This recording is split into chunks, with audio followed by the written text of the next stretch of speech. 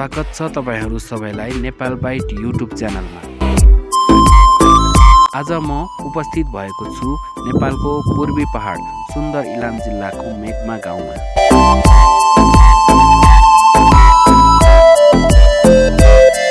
समुद्री सतहबाट करिब 2600 मिटर उचाइमा कुहिरोले ढाकिएको चिसो हावापानी र हरियो जंगलको बीचमा पाइने एक विशेष र अमूल्य रुख आज तपाईहरुलाई देखाउँदैछु।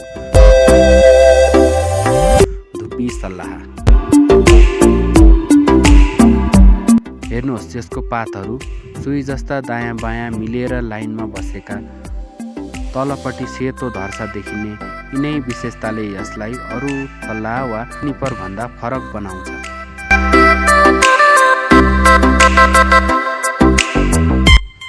यो रुख विशेष गरी हिमाली र उच्च पहाडी क्षेत्रमा मात्र पाइन्छ।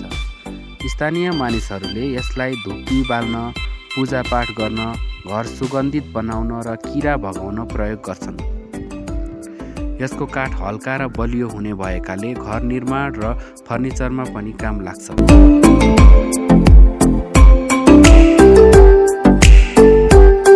जब यहाँ जङ्गलभित्र हिँड्छन्, धुपीको बास्ना, चिसो हावा र चराचुरुङ्गीको आवाजले मन नै शान्त हुन्छ। यस्तो लाग्छ प्रकृतिको काखमै पुगेको जस्तो।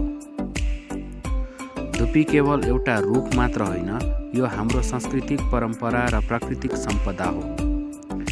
यसले वातावरण स्वच्छ राख्छ, माटो जोगाउँछ र जैविक विविधता संरक्षण गर्न ठूलो भूमिका खेल्छ।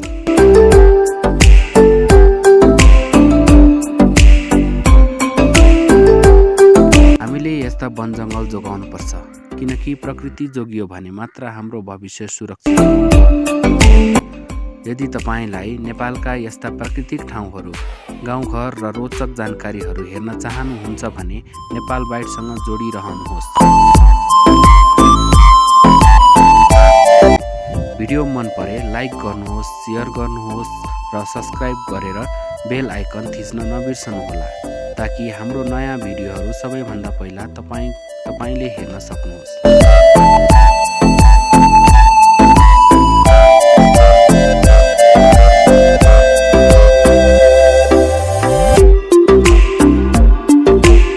आजको लागि यति नै। इलामको मेघमाबाट म तपाईहरुबाट बिदा माग्छु। धन्यवाद। फेरि भेटौँला अर्को रोचक भिडियोमा। नमस्कार।